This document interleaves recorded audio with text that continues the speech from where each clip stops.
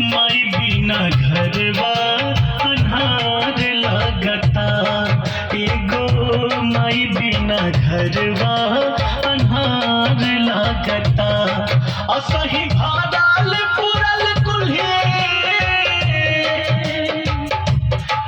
असही भादाल पुरल कुल्हे परिवार लागता, परिवार लागता।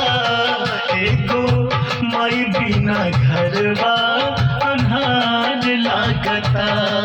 एगो माई बिना घरवा अन्हार लागता। माई की पूजाले सरवन कुमार, आदर सहित भगवान श्री राम, आदर सहित भगवान श्री राम। माई के पूजले बिना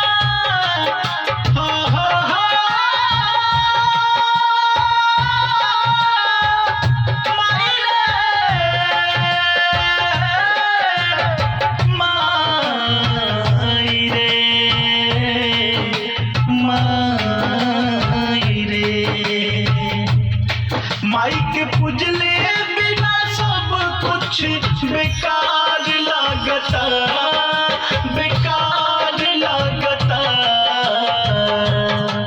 एगो माई बिना घरवा अन्हार लागता।